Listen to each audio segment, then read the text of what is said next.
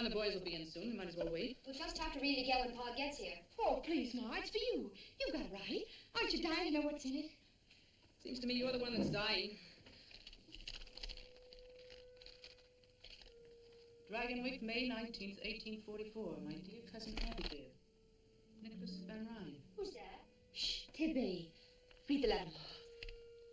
Though we have never met, we are related, as you doubtless know, through our mutual grandmother, Anna Gigansabant. My wife and I have decided to invite one of your daughters into our home for an extended visit. We shall naturally be able to offer her many advantages which she could not hope to enjoy in her present station. In return, if she pleases, she may serve as a companion to our 8-year-old child, Katrine. Upon inquiry, I have been gratified to find that you and your husband enjoy the honor and respect of your little community. Be so good as to let me know at your earliest convenience which of your daughters you select, and I will make all suitable arrangements for her journey to Dragonwyck. Respectfully yours, Nicholas Van Ryn. Golly. Is he really your cousin? I don't go imagining yourselves a couple of lost duchesses. There's not a drop of Van Ryn blood in any of us. It doesn't make any difference to me, I'm sure. But you had the same grandmother. Let me see. My grandfather was her second husband. Her first one died. His name was Van Ryn. Nicholas must be his grandson. It's a patroon. A patroon, Cousin Nicholas? What's a patroon? That's what they call the owners of those enormous land grants on the Hudson River. They're the descendants of the original Dutch patroons. And they're terribly rich and elegant. He must be very important. I remember reading 3 or 4 years ago about his visiting President Van Buren at the White House. But you haven't said yet, Ma, whether I could go. The subject hadn't come up yet that I know of. I think it unlikely that your pa will approve. He's more likely to if you do. And if we do decide to let one of you go, why not Tibby? Me? She wouldn't want to go. Would you, Tibby? I'm sure there isn't anything I want that I can't find right here. I'm not anxious to leave my home. That's not fair. You know I love you and Pa, all of you in my home. It's just that, well, I try to be like everyone else and want what I'm supposed to want. But then I start thinking about people I've never known and places I've never been. Maybe if the letter hadn't come, I don't know. I must be loony. I was killing a hen for supper. You stay on the drain board. No use mooning over it. Your pa'll do whatever he and the Lord think best. There's one thing you can be sure of. They'll both feel the same way about it. This day, O Lord, there has come to me a matter of some slight perplexity. Deliver us, we pray, from hankering after flesh pots, and deliver us from vanity and false pride. However, thy will be done. Keep and preserve us through the night. Amen. Hot boys, Dick. Tom? Yes, Paul? You water the stock and look to Whiteface. She's freshening. Yes, Paul. Tibby, is Obadiah Brown likely to come mooning around again tonight? Oh, Pa, I'm sure I have no notion of his plans. Well, if he does turn up, be sure and sit on the steps where your ma can keep an eye on him. Although I must say that Bob is a steady lad, and you, praise be, are not the fighting kind. Thank you, Pa.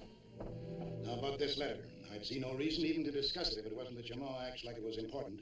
It is important, Ephraim. It might be a good thing for Randy to live for a while in a great house and learn something of the world outside this farm. I'd so like to go, Pa. Your opinion is of no consequence whatever, miss. You haven't the sense of a tomtit. You're past 18 pretty enough, and time you got settled down with a man. I don't know what's the matter with you. As for this fine relation of yours, I'd like to know what right he's got to be making inquiries about us. He doesn't mean it that way, I'm sure.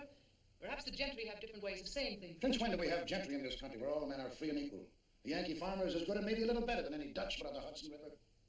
We'll say no more about it. Oh, Pa, listen, please. I have a feeling that the letter was kind of a sign. I think the Lord wants me to go.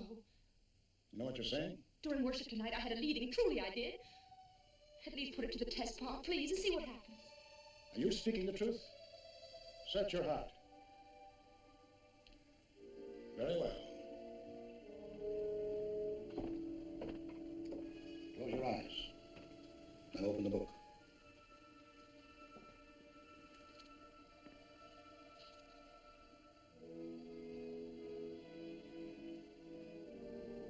And Abraham rose up early in the morning and took bread and a bottle of water and gave it unto Hagar, putting it on her shoulder and the child, and sent her away. And she departed and wandered in the wilderness of Beersheba. Well, it's none too fitting, but it does seem to have some bearing. I'll sleep over the matter and pray on it. Come, Abby.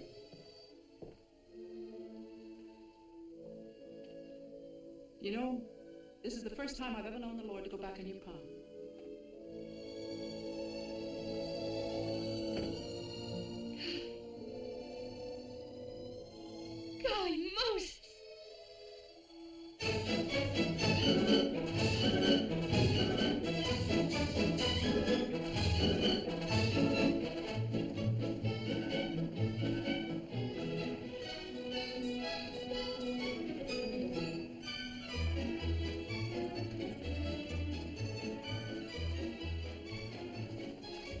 Says in his letter for us to meet him at the Astor House. And this is it. And a less fit place for God-fearing people to meet, I can't imagine. Come ahead.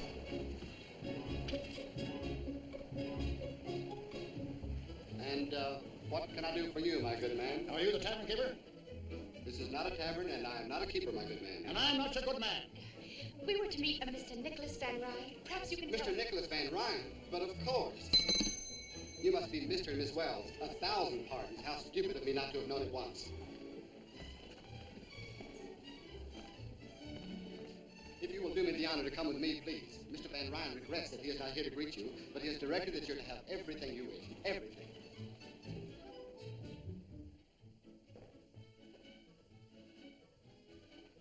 What's all this? Dinner, sir. I didn't order any. Mr. Van Ryn ordered dinner served at this time, sir. Mr. Van Ryn is not here. Yes, sir. Oh, it's beautiful. The food looks as if it had been painted. Wouldn't surprise me a bit. That's the strangest fruit. It's cold when I eat it and warm when I swallow. Let me taste that. I thought so. It's got spirits in it. Just a little bit. It's so good. Even a little bit of evil cannot be good, Miranda. Don't be too impatient with me. You won't have to hear me preach to you much longer. It's not that I'm impatient, Pa, really.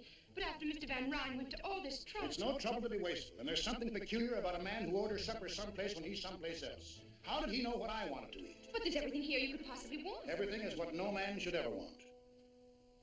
Yes, Pa. We won't be alone much longer, Miranda. I want you to read with me.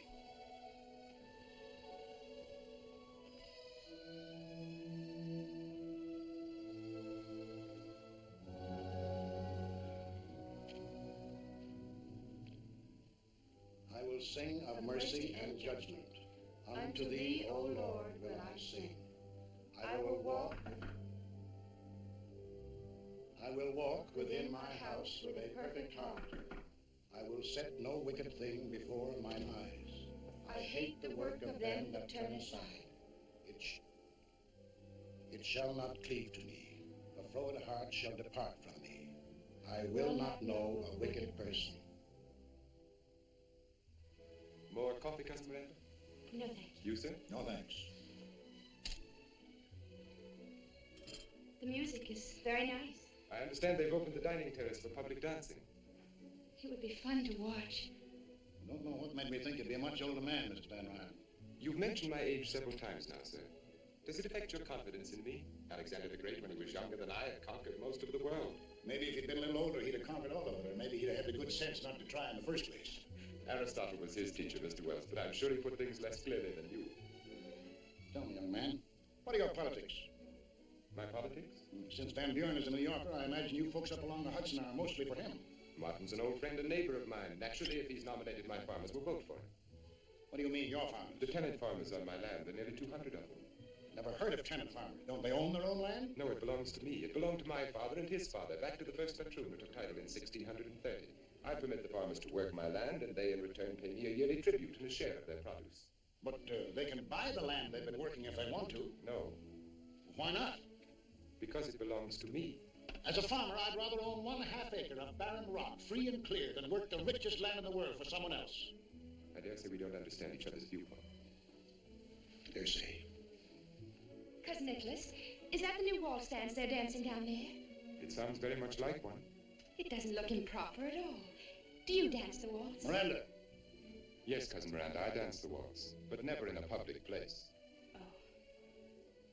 our politics may not jive, young man, but I like your manners. Well, some good may come to you out of this venture after all. I'm glad you think so, sir. Well, it's time for bed. Don't forget your prayers, Miranda. No, Pa. Good night. Good night, Cousin Nicholas. Good night. Cousin Miranda, Yes. on occasion we dance the waltz at Dragonwyck. Good night.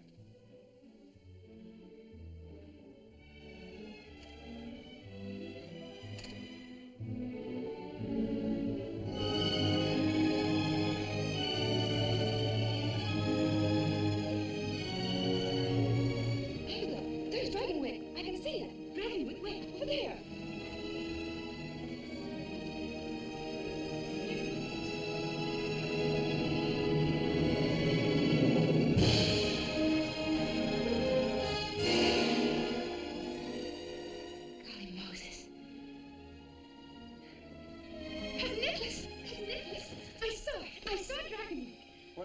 with your bonnet. How can you sit there so quietly? I should think that seeing Dragonwyck would be more thrilling to you than to anyone. Nothing can be thrilling that is shared with so many other people.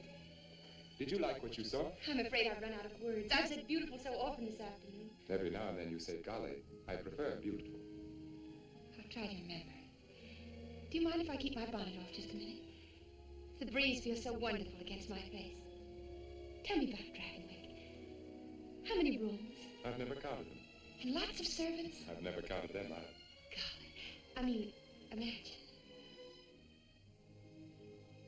The breeze must feel wonderful indeed with a face as beautiful as yours against it.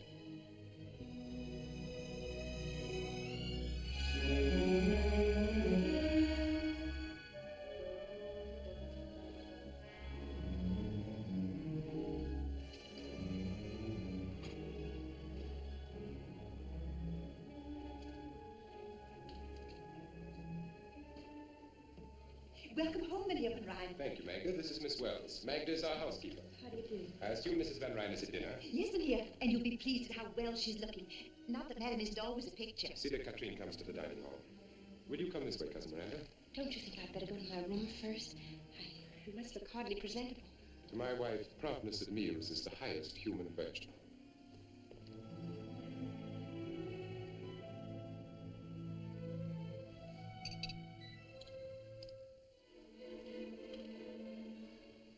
You're back. Yes, as you see, I'm back. I didn't know I would have waited. And here is Cousin Miranda. Oh, welcome to Dragonwyck, child. Thank you. Will you sit here, Cousin Miranda? Thank you. Did you have a pleasant trip, Nicholas? Yes, very. Miss Wells has had practically nothing to eat today, Tompkins. I'd suggest you serve her at once. At once, Maria. I trust you'll be happy here. It's most kind of you to let me come. And my mother and father wish to be remembered. I'm sure they're most worthy people, and I'm sure you'll be a good girl. Oh, Nicholas, Yes, my dear? you didn't forget the pastries, did you? Of course not, my dear. Those wonderful New York pastries. Nicholas, Yes, did you bring the Napoleons, the honey puffs, and the mocha bonbons? all of them, my dear. I think I'll have the bonbons before going to bed. Tompkins, serve the honey puffs after dinner, but be sure they're well chilled. Yes, madame. And shall we keep the Napoleons for tomorrow? For my lunch. After dinner, you'd best go find Katrine. You might read her a story. We can hardly ask our guest to occupy herself with the child tonight. She must be tired. As you say.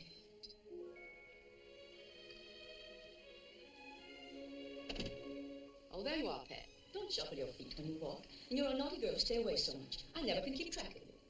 Have you had your dinner? Yes, Mama. This is your cousin Miranda, Katrine. Hello, Katrine. It would be courteous to return her greeting, don't you think? Katrine and I are going to have a lot of fun together. Aren't we? Yes, Cousin Miranda. May I go now, Mama? Oh, I suppose so.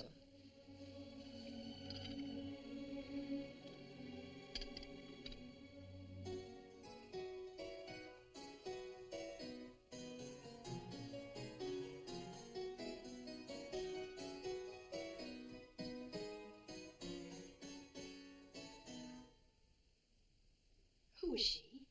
She was my great-grandmother, Azilde. Azilde. That's a strange name. She looks like a frightened child. I don't know why we keep her hanging there. And that ugly old harpsichord is just an eyesore. Servants have to be driven to dust it. You think we're going to bite them? She was from New Orleans. She and my great-grandfather were married there in 1743. Yes, I imagine it was one of those sudden romantic adventures. Tell me some more about them, Cousin Nicholas. Azilde and your great-grandfather. Did they fall in love at first sight? No Van Ryn does anything at first sight. But she must have been happy to live here. As it turned out, it didn't matter. Soon after their son was born, she died. She brought this harpsichord with her from her home. She played it always. You listen to the servants, they'll have you believe she still does. Fortunately, we don't listen to servants or to their superstitions. Oh, no, of course not. Isn't it rather late, Nicholas? Perhaps we I should... shall stay up for a while, but if you wish to retire, my dear. Yes, I think I will. Well, good night, then. Good night. Good night.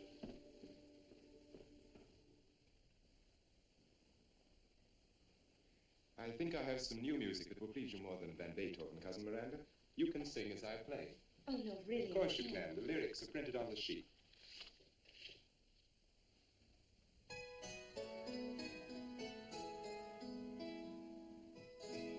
I dreamt that I dwelt in marble halls, with vassals and serfs at my side, and of all who assembled within those walls, that I was the hope and the pride.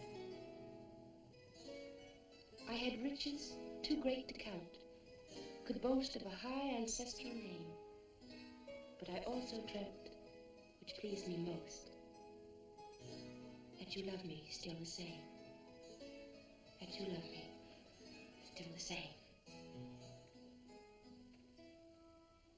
You read the words with an extraordinary understanding. I've never seen them before. Then perhaps there is someone at home whom you've promised to love still the same? Oh, no. It is getting late. I'm sure you've had an exhausting day. I shall have Magda show you to your room. Thank you. Good night, then. Good night, Cousin Nicholas. Since we are not really cousins, I can see no reason why we should continue to call ourselves so. Good night, Miranda. Good night.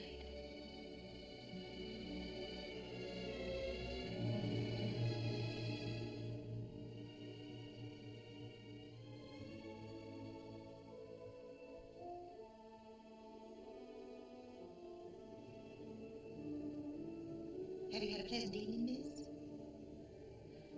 Oh, yes. This is a lovely room, isn't it? Yes, it is. An unusual room. It's unusually beautiful. That isn't what I mean, miss. I do have such a time making myself understood. It's what she brought to this room and what'll never leave it. Was she very young? About as young as you. She must have been very proud to be mistress of Dragonwyck. He never loved her. He never wanted her at all. He wanted their son. He kept her from him. He forbade her to sing and play. He broke her heart and drove her... She prayed for disaster to come to Northern Rides.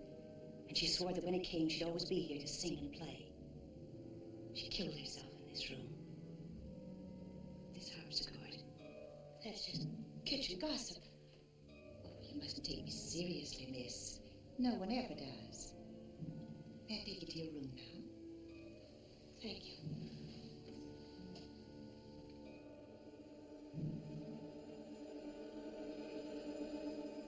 Of course, I've never heard Azile play myself. They say in the kitchen I never shall. Even when she plays, I should say if she plays. You won't either because you've got Novan Rhine blood. But he'll hear her. And Katrine.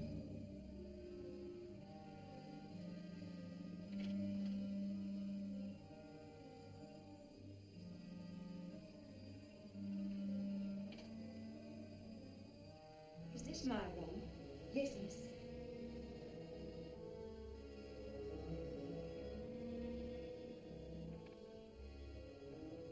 Will there be anything else you need, miss? Oh, no. Thank you. Good night, then. Good night, Magda. Miss Wells, why have you come here? Do you think Katrine is in need of a companion? Why, that would be for her father and mother to decide. Don't you think Katrine is in need of a father and a mother? That was a silly question, wasn't it? You like it here? Of course I do. Of course you do. You like being waited on. I could see tonight it was the first time. You like peaches out of season. You like the feel of silk sheets against your young body. And one day you will wish with all your heart you'd never come to Dragonwyck.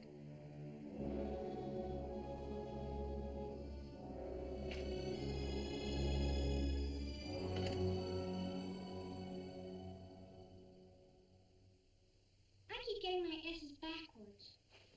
It's very simple once you get the hang of it. Up, and then a hook, and then a swing to the left, and there you are. Mm-hmm. That's right. But Pa's kind of like a teacher to you, isn't he? He's been very kind and helpful to me. What's he like? Your father? Yes. Is he nice? But of course he Don't you think so?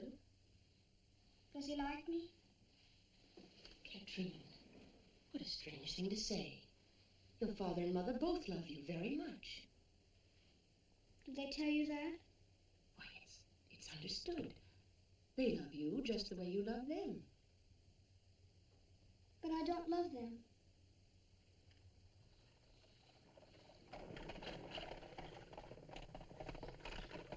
That must be the de Greniers. They've come for the kermesse tomorrow. They're staying overnight. The Count's such a funny-looking little man. It isn't polite to stare. Did you say Count?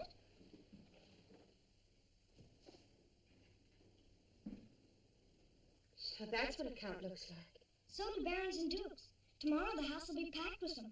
Papa always has a 4th of July ball for the river families after the farmers have their kermesse. Ball.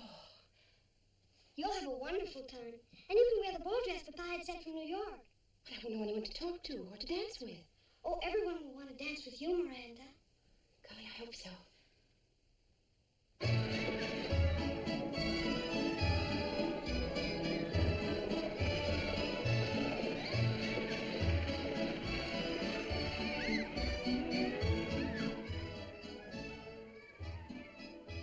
This is where I hide every year to watch. Sometimes, after Papa leaves, I go and stand near the carousel. Perhaps you shouldn't have come, Katrine. It's wrong, to disobey.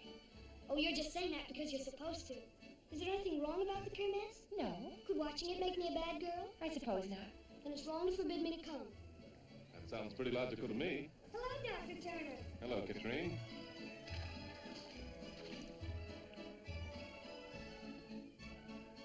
Oh, this is Miranda. Well, How do you do, Miss Wells? how do you do?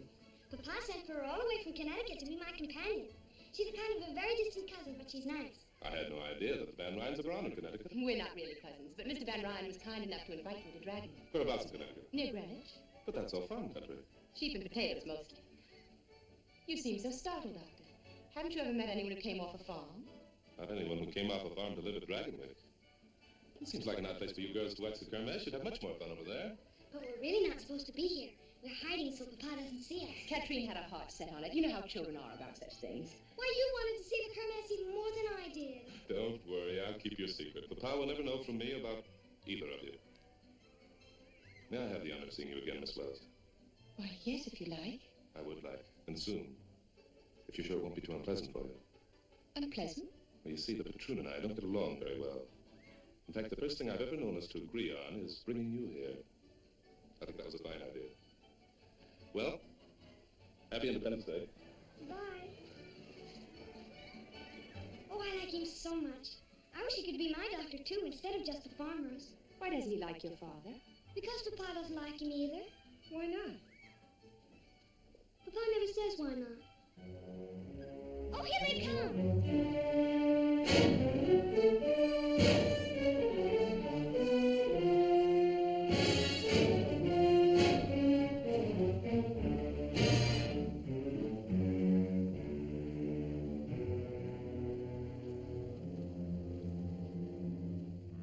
What brings you to our kermesse, Dr. Turner?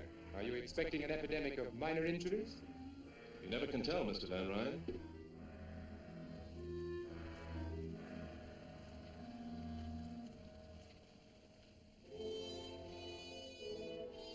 This chair came from Holland with the first patroon. It represents, among other things, over 200 years of extreme discomfort. The patroon is ready. The first man will come forward, bringing with him rent and tribute. Klaas Bleeker, Hill Farm. Rent, winter wheat, and... You brought nothing with you, Klaas? No. Perhaps your crops were poor. My crops were all right. Take your hat off when you speak to the patroon. I'm a free American citizen. I take my hat off to no man. What you do with your hat is your own concern. Are you ready to pay your rent? No. Nor will you ever again get so much as a grain of wheat from me. It is your purpose, then, to farm my lands and enjoy the privileges I allow you without making any return. Your lands? You hear that? His lands. For 200 years, the Bleekers have worked the Hill Farm. And for longer than that, it has belonged to the Van Ryn. We've paid the worth of it many times over, and you know it. Well, here's the finish. I'm sorry to hear it. But since you feel that way, I order you to leave my land by tomorrow noon. If you are not gone, I shall have the proper authorities put you off.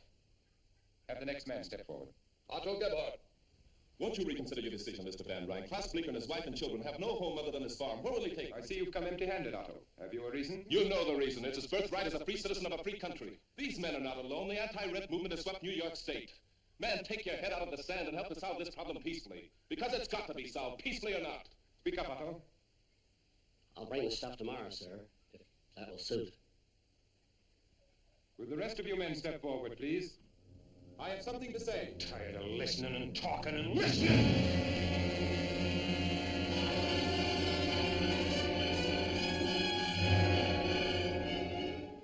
Klaus just lost his head, that's all. He doesn't mean violence any more than the rest of us. I hope you'll overlook this. I suppose I must regard what you did as an effort to save my life, Dr. Turner. And whether or not I regard you as a meddling trespasser, I suppose I must thank you.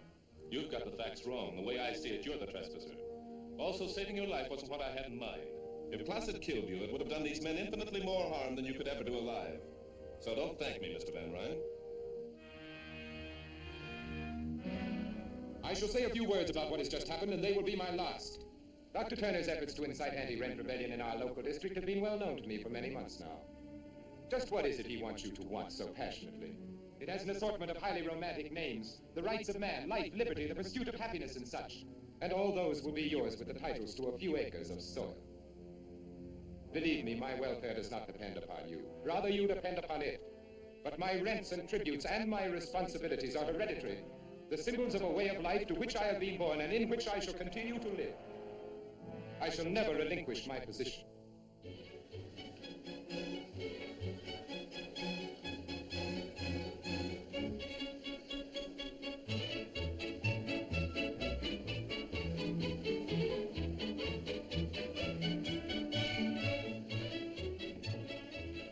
I beg your pardon, mademoiselle.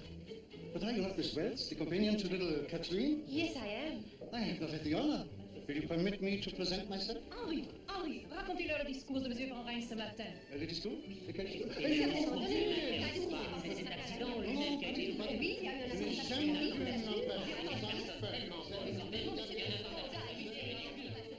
imagine that ever so many parties are being planned for you and dear Harmon. Oh, yes. The De Winds are giving a soiree for us next month. Everyone will be there, simply everyone. Good evening. Good evening. May I sit with you? We'd be charmed. My name is Miranda Wells. I am Cornelia Van Borden. My sister Elizabeth Van Borden, Miss Helena van der Heide. How do you do? We were just discussing dear Cornelia's wedding to Harmon Van Brock. Do you know Mynheer Van Brock, Miss Van... Wells? No, I'm afraid I don't. You see, I don't know anyone here. Really? Where are you from? Connecticut. Connecticut? That's in the west, isn't it? Why, no, it's right next to New York State. My sister means that it's across the river. Which river? The Hudson, of course. You see, Miss Van Wells. Just Wells. There are other rivers, you know. Do you know a city in Connecticut called Greenwich? Oh, yes, very well. I live there. It's also called Horseneck. Horseneck? What an incredible name. It seems ever so much more polite to say Greenwich. Well, it's mostly the farmers that keep calling it Horseneck. Tell me, Miss Van Wells. Just plain Wells. How is dear Victoria Skirmerhorn? Victoria Skirmerhorn? You know Victoria Skirmerhorn, of course. I know of Victoria Skirmerhorn, but I'm afraid I've never met Victoria Skirmerhorn. But you live in Greenwich. Well, you see, I don't live in Greenwich. My father owns a little farm just outside. Your father is a farmer. Who is his patroon? There aren't any patroons in Connecticut. Why not? Because there just aren't any. I think that's very odd. I don't. I think my father would rather own half an acre of barren rock in his own name than work the richest land in the world for somebody else. You're raising your voice, Miss Van Wells. It's just plain Wells. And I'll raise my voice if I like. What makes you think you're so much better than I am? We never said we were. The thought seems to have originated with you. And what's more, I never even heard of Victoria Skirmerhorn.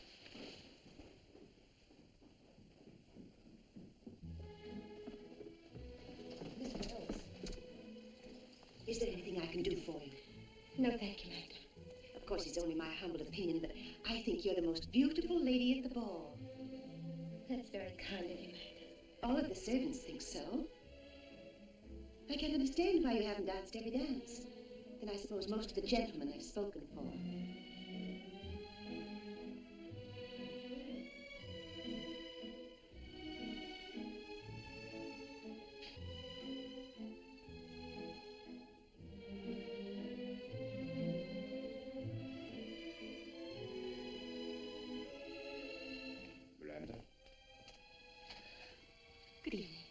enjoying the kermesse of the upper classes? Very interesting to watch. As if I were visiting a different world. And I suppose everyone has commented on your gown and how beautiful you look. Not everyone. Do you like it, Nicholas? Very much. And do you think I'm beautiful? The most beautiful lady at the ball? Yes, I do. Thank you. I'm very grateful. You haven't answered my question. Are you enjoying the ball? I said it was very interesting to watch. That's not an answer. Well then, no. Why not? You know that answer as well as I. Because my name is just plain Wells, and I'm off a farm, and I don't speak French, and I don't belong. That's nonsense. Of course you do. I'm as good as any of them. Better. But it's the wrong river. I'm not from the top of the Hudson. I'm from the Connecticut River bottom. Oh, I've made such a fool of myself. Dance with me, Miranda. I can't go back in. It'll be all over the place by now. They'll laugh at me. I doubt that very much. But you don't know. I know that you'll be with me, and that if anyone laughs, we'll laugh. Dance with me. I'm afraid. You must never be afraid of anything with me, Miranda.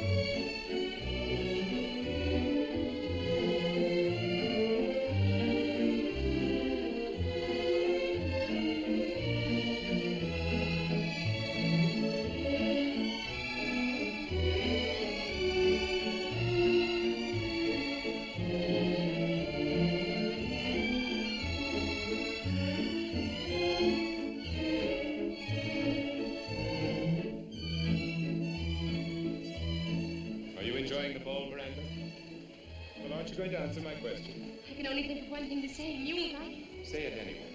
God knows.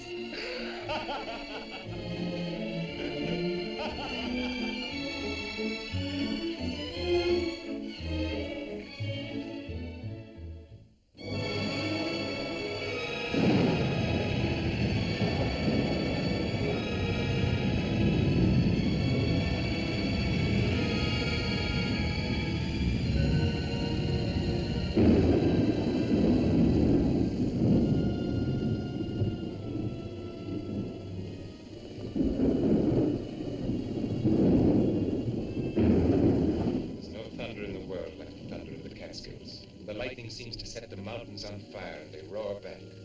That's all very romantic, I'm sure, but it doesn't help my cold. It's never been this bad. Seems no different from your usual winter attack. But we've always closed the manor in the winter and gone to New York. Now I'm sick. If I must be here, why can't I even have Dr. Hamilton to look after me? When the storm lets up and the roads are passable. The storm lets up. They never stop in these dreary Catskills.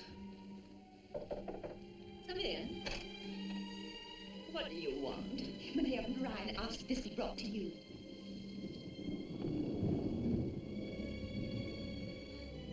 Why, Nicholas, it's your favorite oleander. I thought it would brighten your room and perhaps make your stay in bed less unbearable. Oh, thank you so much. Can't remember when anything has pleased me more. How alive it is. As if it were thinking, as if it had thoughts of its own and desires of its own. I know how greatly you treasure it, and I'm all the happier that you thought to bring it to me. And I'm happy that you're happy, my dear. Now I'm sure that you'll want to rest. Nicholas. Yes? You're going to your tower room again, aren't you? Yes, why? The servants must think it's strange that you spend so much time up there. And I find it strange that you should think about what they think. What could you possibly do up there? Possibly? Anything from pinning butterflies to hiding an insane twin brother. Actually, I read. I hope that my explanation satisfies you. I'm sick. Haven't you even let Dr. Hamilton know? Your happiness at the Oleander seems to have faded pretty quickly. You can't imagine what it's like to be sick in this miserable, drab house. I cannot imagine a Dragonwyck could be either miserable or drab except to those who reflect misery or drabness from within themselves.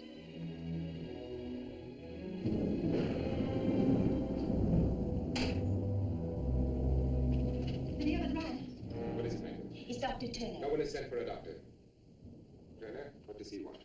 He's come to see you. He says it's most urgent. My regrets to Dr. Turner. I am engaged and cannot be disturbed. Yes, ma'am. Never mind.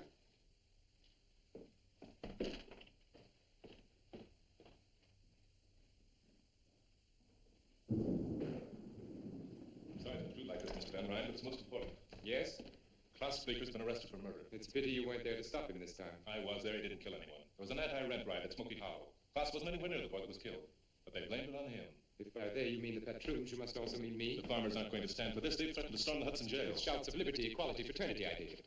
Just what is it you want me to do, Doctor? Help my enemy to defeat me? I want your assurance that Klaus Bleeker will have a fair and just trial. Let me make my position clear, Dr. Turner. Whether Klaus Bleeker lives or dies is of no more concern to me than my life was to him. Or you. That seems to be perfectly clear. Good evening. Good evening. Won't you stay for dinner, Doctor? No, thank you. Miranda, have Tompkins set another place. I'd rather not, if you don't mind. Perhaps I spoke a little hastily, Doctor. I might be able to help. Well, that's a pretty sudden change of mind. What brought it on? I assume that John Van Buren is to prosecute the trial, is he not? Yes. He's a close personal friend of mine. You still haven't told me what changed your mind. Dr. Turner, you have my assurance Klaus Bleeker will have a fair trial. Now you might do something for me. Mrs. Van Ryn has a severe cold. Will you help her if you can? Yes, certainly. I'll show you to her room.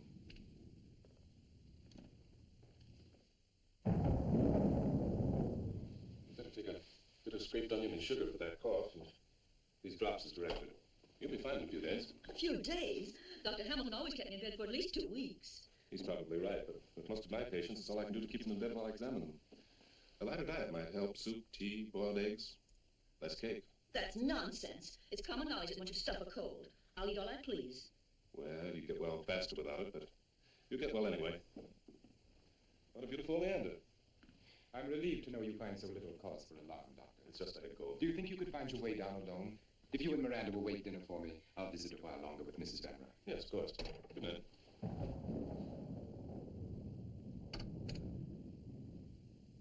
Dr. Hamilton usually encourages you to eat, but then, of course, he has the tolerance of experience and age. Turner is young and relentless.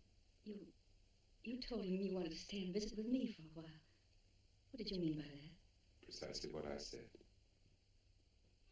Just to stay and be with me. Oh, Nicholas, you confuse me so. Sometimes when you bring me flowers and smile at me, I think... What? That you like me and want me. And sometimes... Yes. I feel that you hate me and would like me to die. Nicholas. Yes? Do you think... Could we go away together? Away? Alone, just the two of us, when I'm well again. Of course we will, my dear. As soon as you're well again. I feel well enough already. In that case, even Dr. Turner would approve of your finishing your dinner. Shall I bring your cake? Yes, thank you. You know, it's funny. The day we first met, last summer at the Kermesse, I thought we had very much in common. As time went on, we'd have more and more. But the way it worked out, frankly, right now, I don't think you have the slightest idea what to talk to me about. It's funny, isn't it? Would you care for some sherry wine, Doctor? No, thank you. I believe I'll have a glass. Forgive me, please. We fell to reminiscing, and it wasn't until Magda came in that I remembered you were waiting. We shall dine at once. Of course, Doctor, you're not to think of starting back on a night like this. You'll stay over. No, really, I Consider your objections overruled and the matter settled.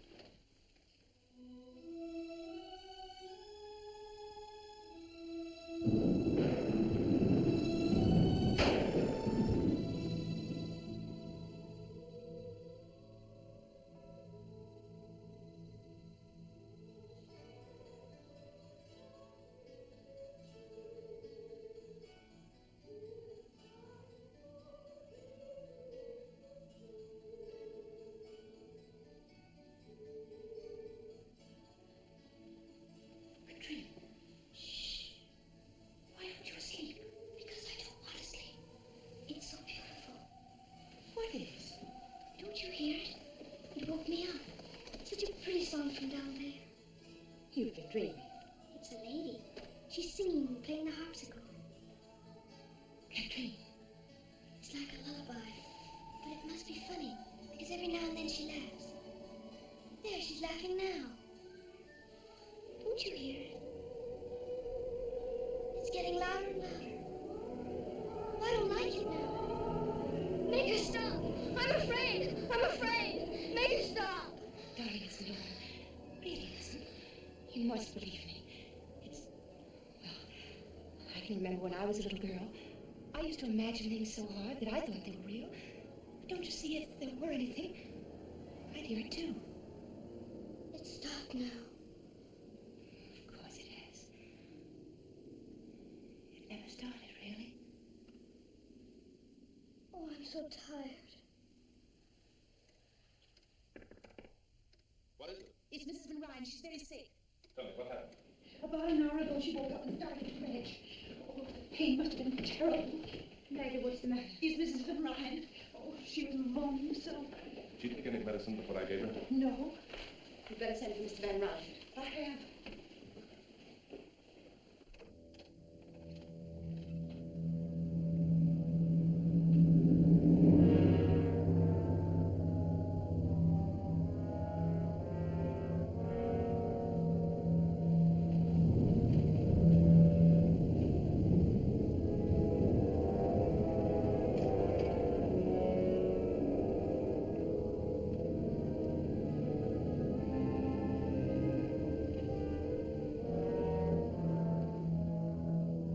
Johanna.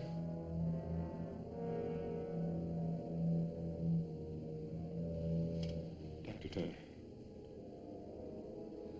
I can't understand it. It doesn't make sense. Are you sure she did nothing but those drops I left? Not while I was with her, sir. Except for Magda, no one was with her but me. I gave her some cake. Acute gastritis. It's possible, but I don't believe it. Is it also possible that she may have been more ill than you imagined when you examined her, Doctor? Yes, that's always a possibility, I'm afraid.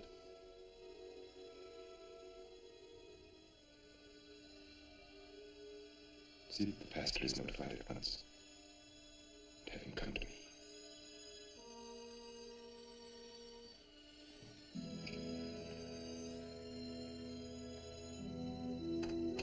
She's smiling.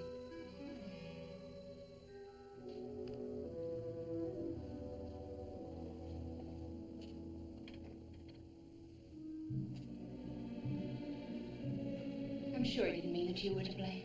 Whether he meant it or not. I don't know why she died. That's shameful, isn't it? For a doctor not to know. It's funny the way she ate, almost passionately, as if she wanted from eating what she couldn't have. You better get some sleep. Good night. Good night.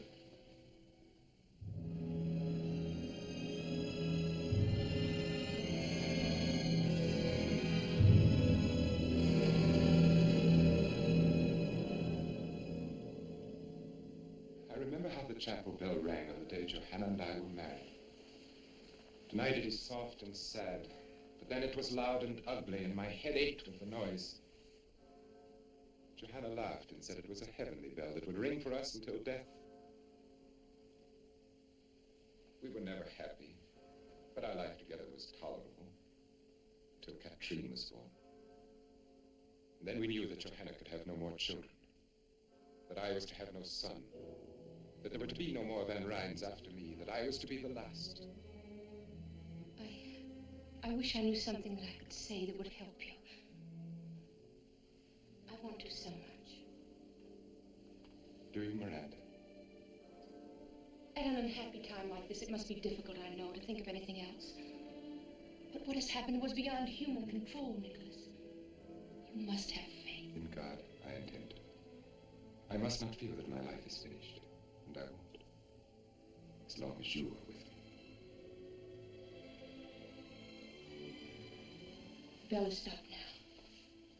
It must be nearly dawn. Miranda, you've known as well as I that this was inevitable, that we were inevitable.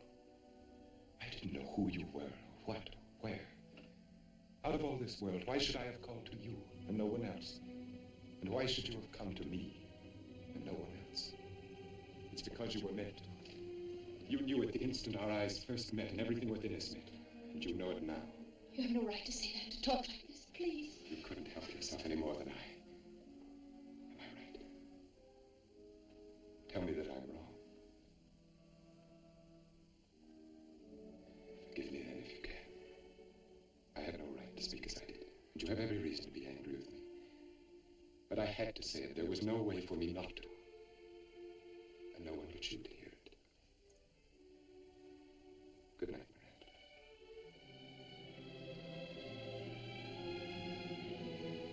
Good night, Nicholas.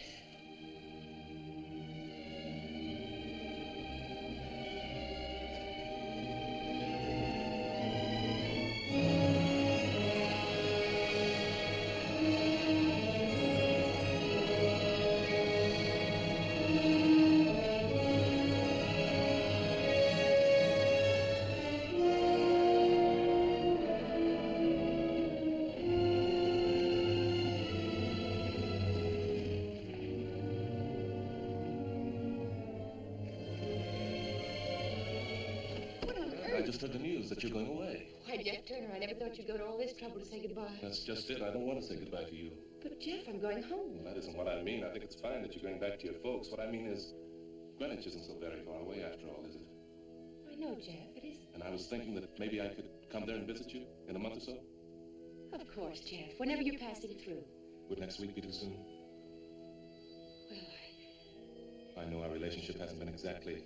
Well, I've teased you mostly and sometimes made you angry, but I've always thought that in time I could show you how I really felt. And that maybe... Miranda, you understand what I'm getting at, don't you? Yes, I think I do. I'd like to think that in time... Jeff, I said in time.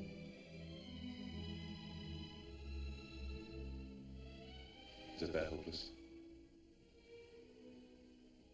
I don't know what to say.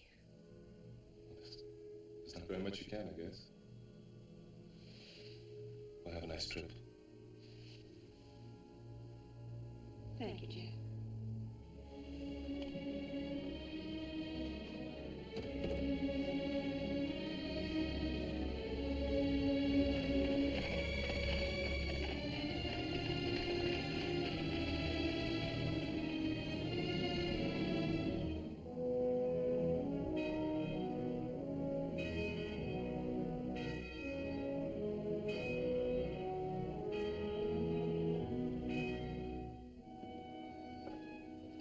See that Knight and Seth get to the pump before they come in the house.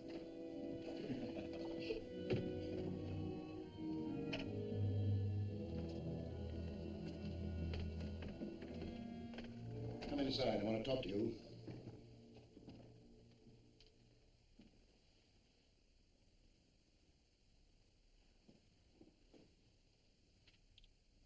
Close that door and come over here and sit down.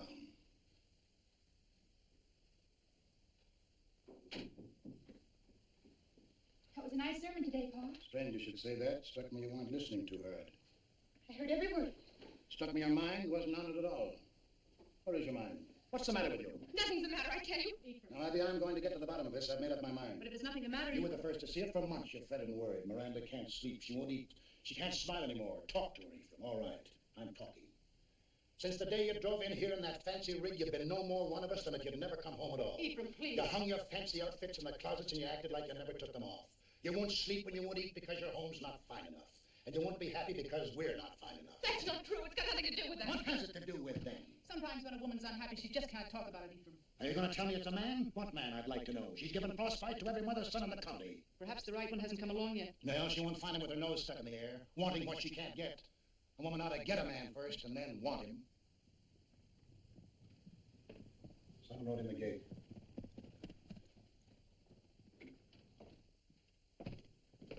Here's a message for Ephraim Wells, Esquire, from Weed's Tavern in Greenwich. Who's it from? I don't know, but I can tell you how to find out.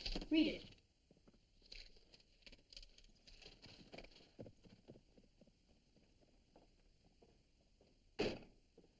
I'll be concerned if this don't beat all. Nicholas Van Ryn is stopping in Greenwich and he's coming here this afternoon to see me on a matter of the greatest importance. Cousin Nicholas in Greenwich? What tucket could he want, huh? Miranda?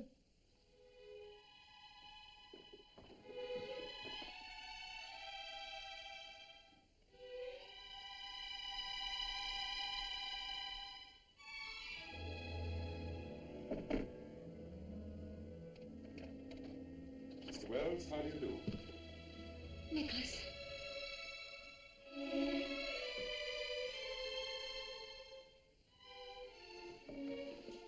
Just what is the meaning of this? May I speak with you alone, Mr. Wells? I consider your behavior exceedingly strange. On the contrary, it couldn't possibly be more conventional. Sure, Mr. Van Ryn certainly handled Pa. This matter doesn't concern you, not yet. What did you think of him, Ma? I don't know. We weren't even introduced.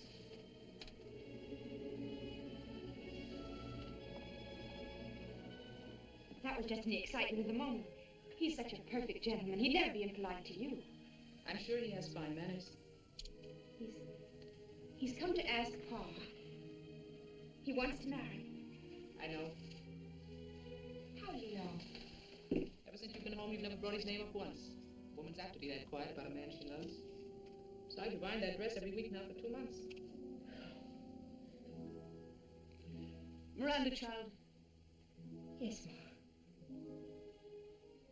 You love him very much. Of course I do. Are you sure? Why do you ask that? It's just... Maybe I shouldn't have let you go. Maybe Dragonwyck should have stayed something to read about and dream about. My dreams came true, Ma. Can't you see? Ever since I was a little girl and built a castle in an apple tree. But you can't marry a dream, Miranda. What about him? You love him? But it's all Nicholas. Nicholas is all of it.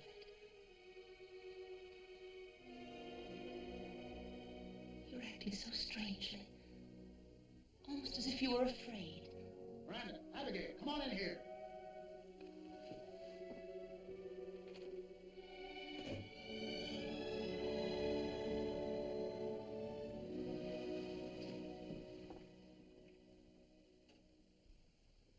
Says he wants to marry you. Says you know all about it. Yes, Pa. Have you considered that your mother and I might object? I've already pointed out to your father at some length that there are no valid objections. And I've already pointed out to you, sir, that I'll make up my own mind. What do you think, Abby?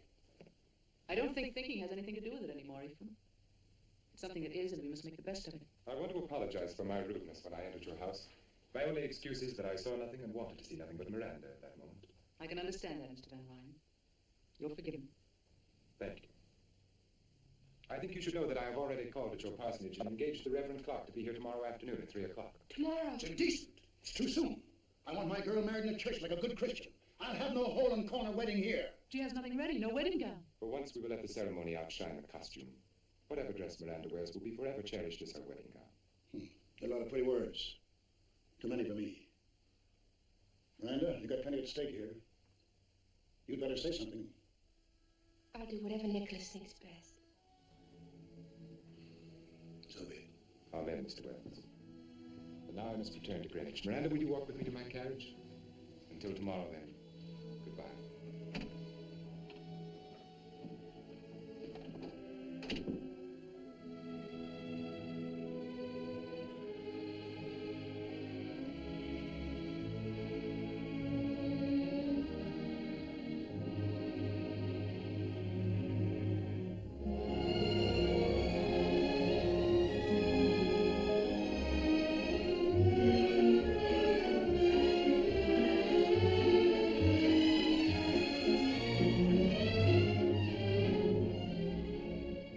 Which carriage have you sent to meet Mr. Van Ryn at the landing? The lander, madam. Have the grooms their new uniforms? Yes, madam. Here are the menus for the week. Thank you, madam. And Mrs. McNabb, I've just written Miss Katrine that we found her doll. Please be sure that it's packed carefully. I wouldn't want anything to happen to it. Certainly, madam. We'll let the dinner room go until this afternoon. Perhaps you should let it go until tomorrow, madam. What with Mr. Van Ryn coming back and everything? I wouldn't overdo it. And remember, not a word to Mr. Van Ryn about everything. I want to be the one to tell him. Of course, madam.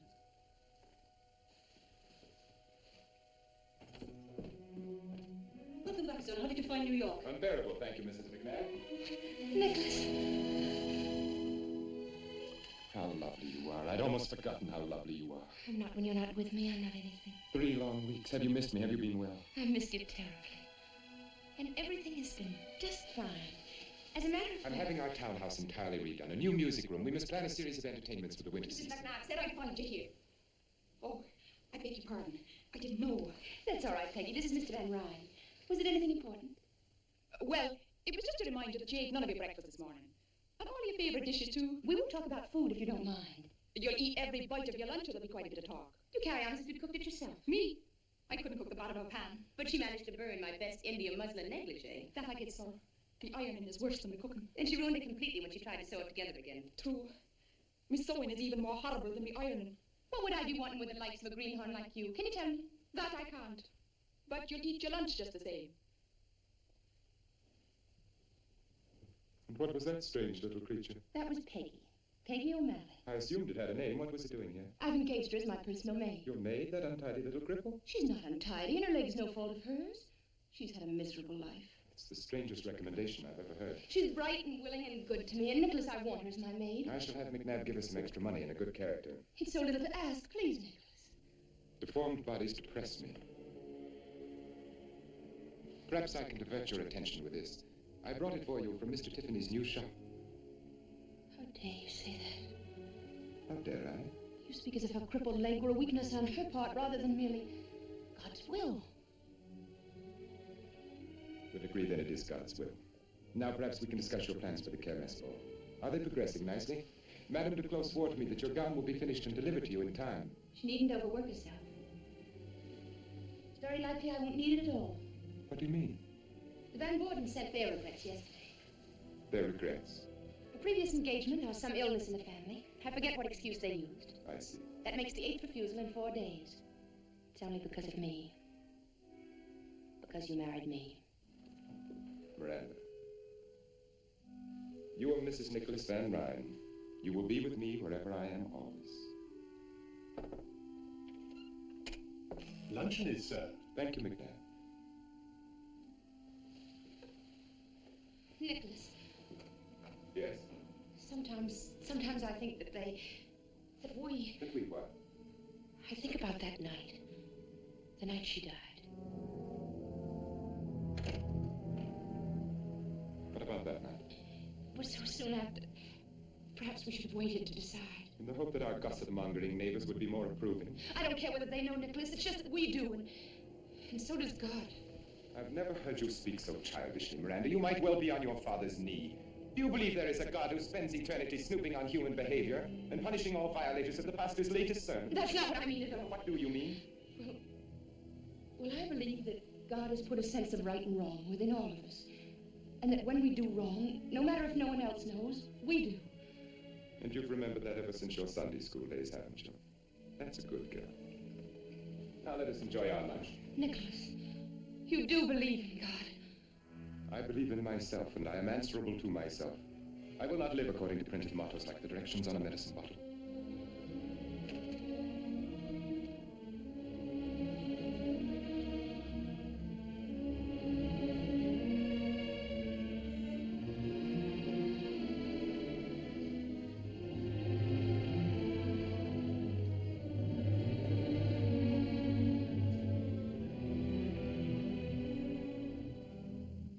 To say grace.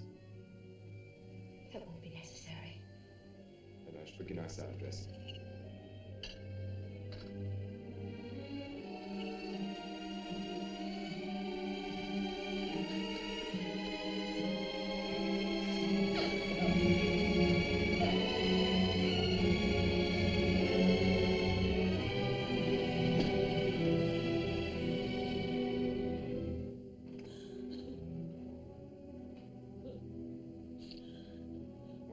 What excuse can you have for humiliating me like that? Miranda, what is the matter with you? I believe in God. It is your privilege. I have no intention. And so my child believe in him. Miranda? And I will pray to God to make him healthy and strong and happy. Miranda, is it true? Yes, you glad. And now may I have Peggy as a reward, if nothing else? Have I done something to please you at last?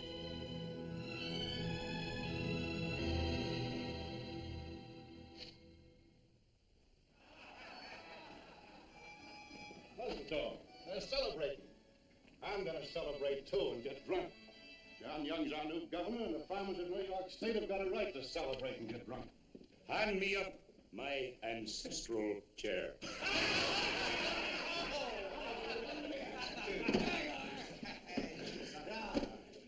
Take off your heads in the presence of the Paul Troon.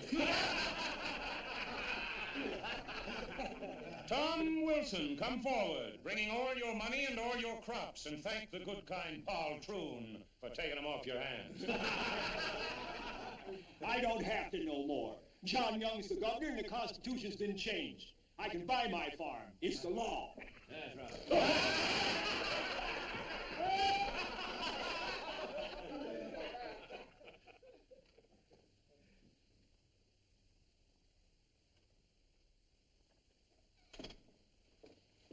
Turner, will you come with me at once to Dragonwyck? We need you urgently. Is anything wrong? Mrs. Van Ryn is having a baby. Her time is here. Dr. William Brown has been staying at the manor. I had him come from New York. He's a fine doctor. He's a fool. I begged you to come. There are certain Have you any reason to think she's in danger?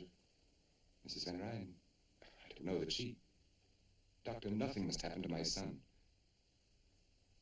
All right.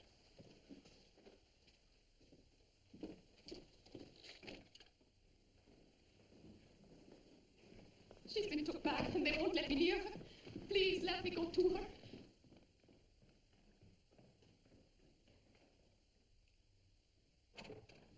What's Dr. Brown? What's happened? Everything's quite all right, Mr. Van Ryn. Quite. Are you certain? I assure you. Dr. Turner, I want you to take every precaution. Mr. Van Ryn, would you and the nurse step out while I consult with Dr. Brown? I can see no reason. Your presence here can only be upsetting to you and to us. Dr. Turner, thank heaven you've come. I can't assume this responsibility alone any longer. The man's a maniac. I think he'd kill me if anything went wrong. Nonsense. My dear fellow, you just don't know. When I tried to resign from the case and return to New York, he had me locked in my room. He watches me all the time through those icy eyes of his. Sometimes I think he's mesmerizing. Have you been giving her laudanum? Yes. As far as she is concerned, everything's quite normal. There is an irregularity in the child's heartbeat, but as you know, it's sometimes hard to catch through the stethoscope. Yes, it often is. I think I'll wait until she wakes a little before I examine her. In the meantime, Doctor, why don't you get some rest? If you'll take over for a little while, my room is just down the corridor. I will call you if you need it, and don't worry. Thank you, Doctor. Thank you.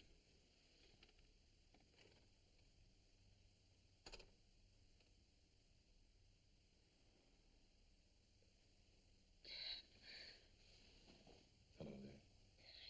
I don't know whether to believe this or not. You can believe it. Are you going to take care of me now? Yes. I'm going to take care of you now. That's good. It'll be all right now. I'm not afraid anymore. Jack. Don't be afraid. Call Dr. Brown. Jack, help me. I'll always help you.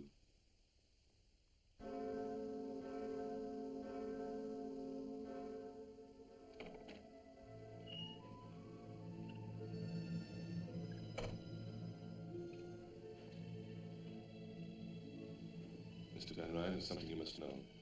Your son is not well. I can't tell you how sorry I am, but at least your wife has come through beautifully, and in time there's no reason why you can't have other babies. My son is entirely well, Dr. Turner. I appreciate your services, and you will be suitably recompensed. But he can't live. His heart is malformed. It's a miracle he wasn't stillborn. It's nobody's fault. Nothing could have prevented it. It's just a tragic accident. You will find a carriage waiting to take you to your home. You just won't face facts, will you? You never believe anything you don't want to.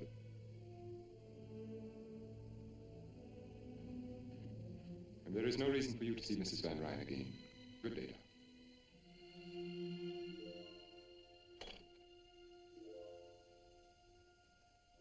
Adrian Peter Van Ryn, I baptize thee in the name of the Father, and of the Son, and of the Holy Ghost. Amen. We yield thee hearty thanks, most merciful Father, that it hath pleased thee to regenerate this infant for thy Holy Spirit, to receive him for thine own child by adoption, and to incorporate him into thy holy church. Amen.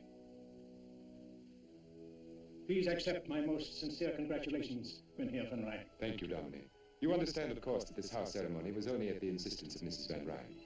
In a month or two, my son will be properly baptized in the Dragonwyck Church. Of course. No, Nicholas.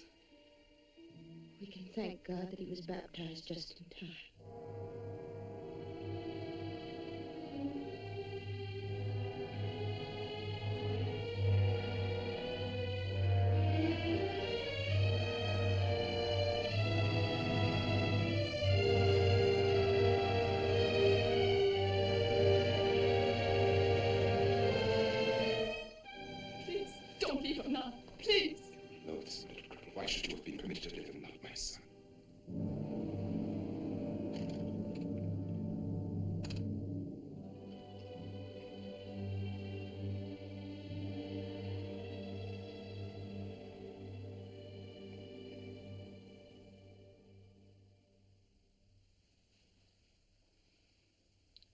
Should I light some candles? No, I like to sit here in this half-dark. You'll ruin your eyes.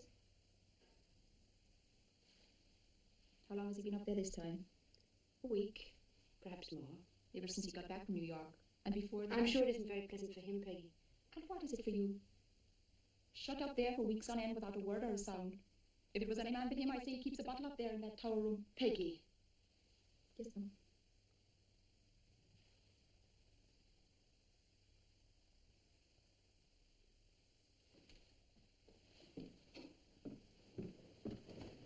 I'm going with you. Don't be silly. I'll not let you go up there alone. That's enough of that. Please don't. I'm afraid.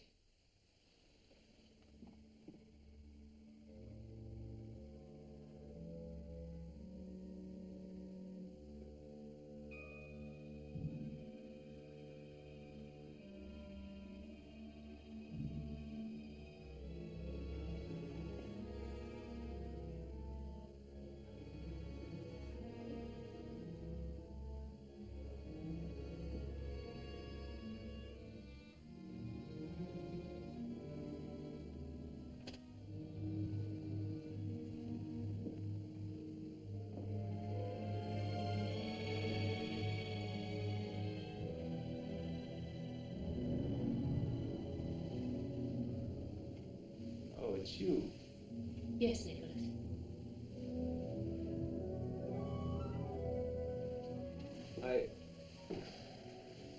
This is an unlooked-for pleasure. I wasn't expecting you. Frankly, I'd almost succeeded in forgetting you. Don't be frightened. I'm not frightened. I'm sure you're not. You have courage, Miranda. I like that about you. Must have taken a great deal to make this pilgrimage up to the mysterious tower room. I assume your twisted little friend is offering up suitable prayers for your safe return. I see no reason why they should be necessary. Tell me, are you disappointed in what you found here? I'm sure you expected velvet drapes and heathen idols, an altar for human sacrifice, at least. Nicholas, what do you do here? What do I do?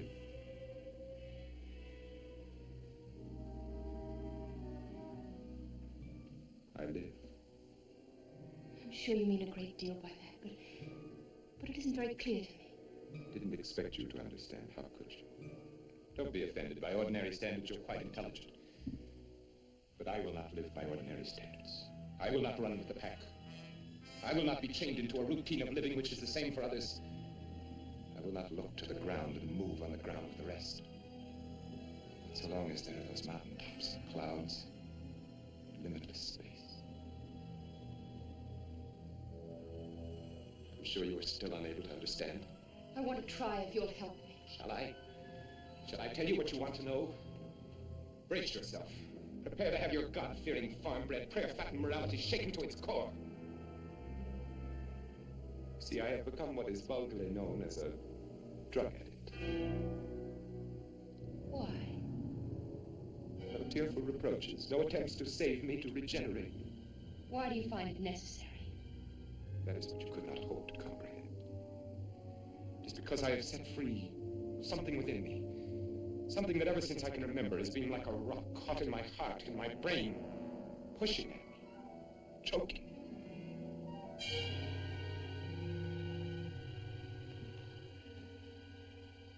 I know you better than you think. Perhaps I have underestimated your intelligence. No, it's pretty ordinary and farm-bred. I couldn't follow everything you said, but I think it's pretty simple. You're just plain running away. Is it as simple as that? I've seen farmers with their crops ruined and their cattle dead, and most of them just go to work. But some of them blame their troubles on God and get drunk, to forget, to run away and hide. That's what you're doing, Nicholas. Whenever you come up against something unpleasant that you couldn't change, like the rent law. Or the death of my son. Our son. Get out of here. Nicholas, let me help. I don't need to be helped. Help me, then. Please don't shut me out like this. Let me be unhappy with you and happy again. Let me be part of you. Let me love you and love me too.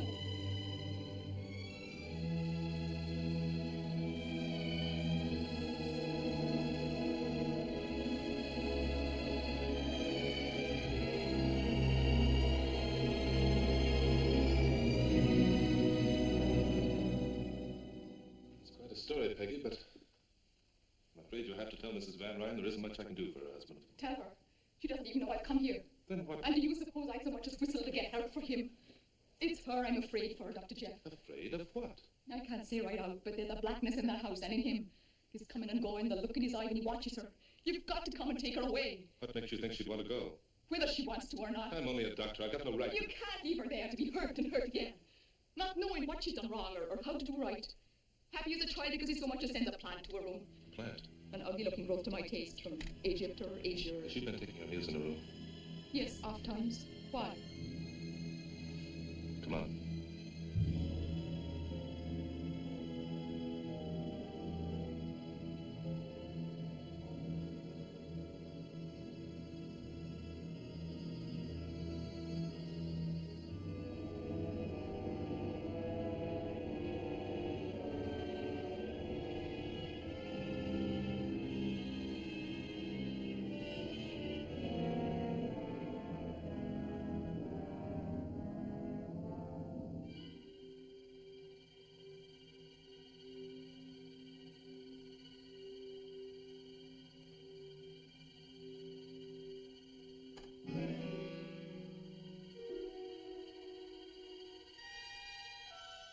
Please don't stop on my account. Your father wouldn't. I remember how he continued to read so doggedly. Ephraim Wells took his religion without flinching, the way a strong man should. Nicholas, what do you want? I appreciate the warmth of your greeting. Quick happiness in your face at my appearance, your pleasure in my company. Why have you come here? Inasmuch as this is my house, must I explain my presence in it? Of course not. Forgive me, I'm so tired. I'm sure you are. This has been a trying time for you.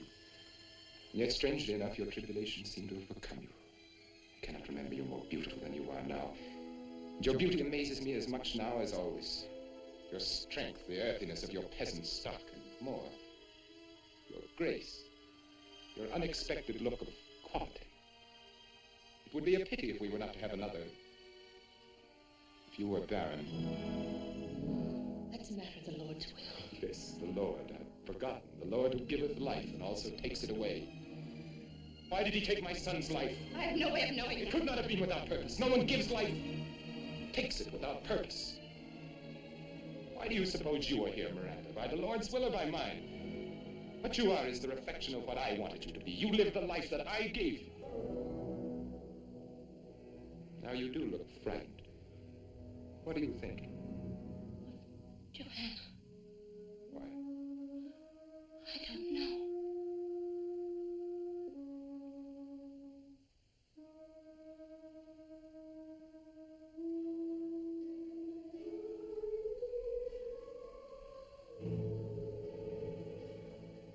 Do you hear it? What? Nothing. Wind through the trees. There is no wind. There is. Creaking board somewhere. It's not important. Stop now. But I didn't hear anything. Neither did I. Yes, you do. It's from the Red Room. The harpsichord is ill. Stop it. And Catherine did hear it that night when Joanna... And he must have heard it too. And he must have been listening the night our little son... I never believed it, really. But now I do.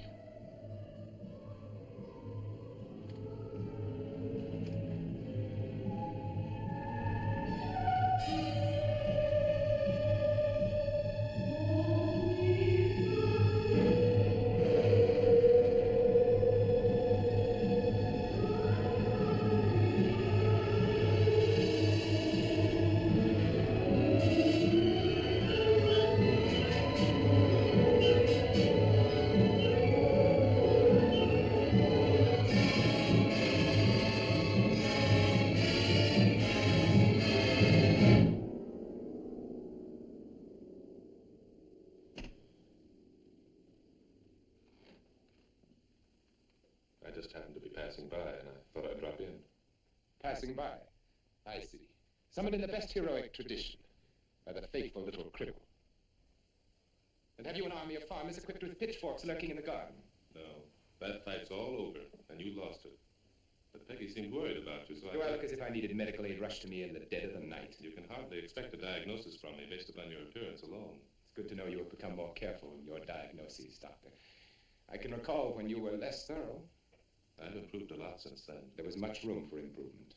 May I be frank? You're not a very good doctor, Dr. Turner. There are too many things you should know that you don't. I still insist I've improved. For one thing, I've learned a great deal about plant life. I would think that human life were more to the point. I've discovered that the two are strangely related. You know, in a way, you're responsible for it all. How nice. We must discuss your discoveries sometime soon. What about right now? Jeff, what are you doing here at this time of night? The patroon and I are discussing flowers. Flowers? And while we're on the subject, I suppose you thanked him prettily for the lovely plant in your room? I don't understand. It doesn't matter, he does. Is it as pretty as the plant in your late wife's bedroom the night she died? It's letting the discussion become rather morbid, Dr. Turner. I was never able to forget that plant. At first I thought only that it was very beautiful, but I've learned since then it was also very deadly. Nicholas, what does he mean? It's a glucoside, similar in action to digitalis, but much more toxic. I guess it was a good idea to have a doctor on hand that night you asked me to stay for dinner. Weren't you lucky I wasn't a better doctor at the time? It was all so legitimate. Your wife with a bad cold. You couldn't possibly have tasted anything in the cake. It was all soaked with rum anyway. I don't believe it.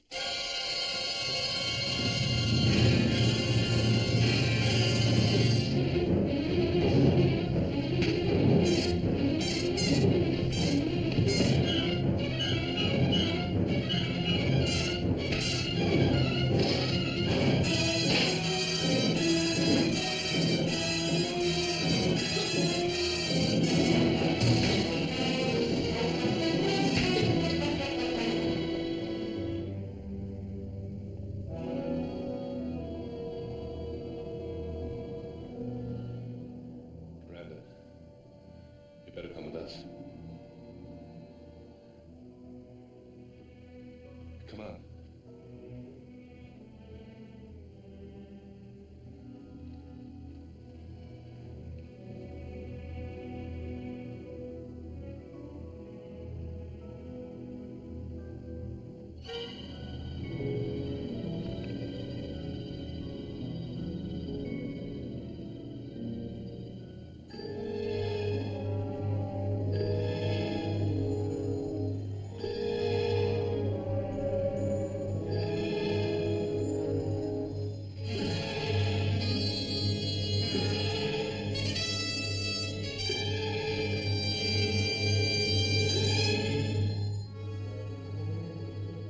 Wilson, Jeb Ribling, Gephardt, Brown, Berger, come forward, all of you.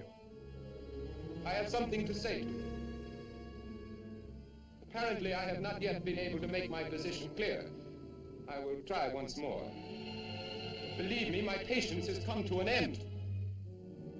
Lives, liberties, happinesses.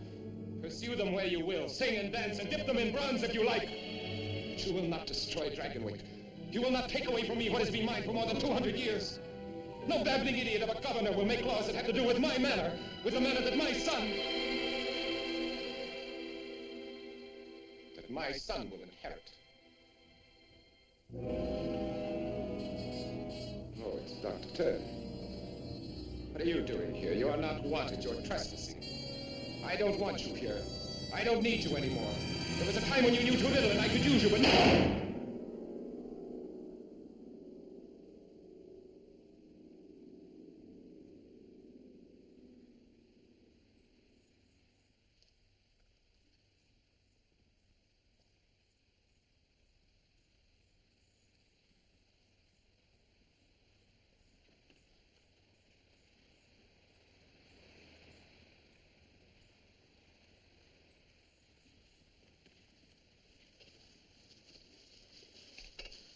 If you don't mind, Mr. Van Ryn, I'd have to ask you to come along with us. Mayor Curtis, isn't it? Yes, sir. I do mind very much. I have no intention of going anywhere with anyone. This is not a request, Van Ryn. You're being ordered to come along. You're under arrest. I will not be ordered to do anything by anyone. This is my property, and you will all leave it at once. Nicholas, please, this is your only chance. My only chance? How little you know me, Miranda. Even Johanna would never have said that. Dr. Turner, you might use your influence to benefit these men for once and tell them to get out of here. How little you know me, Mr. Van Ryn, or them. You don't believe I'd shoot? Yes, I believe you. Have it your way, then.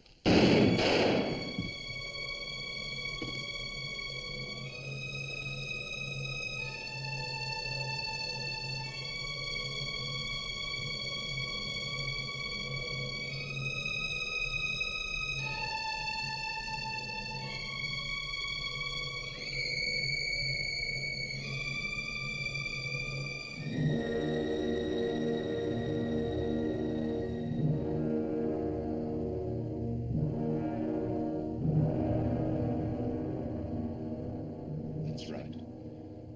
Take off your hats in the presence of the patrol.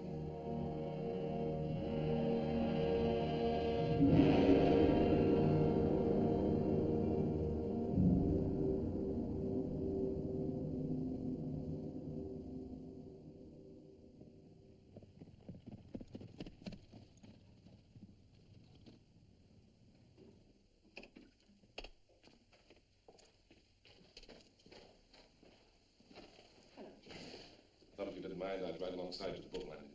You're welcome to ride in, sir. Thanks, I'd like nothing more, but then I'd have to ride back here not alone. You understand? Of course I do. Goodbye, Mrs. McNabb. And thank you for everything. You'll be lonely here without you, Mrs. Van Ryan. Mrs. Van Ryan. Suddenly it sounded strange to hear you called that.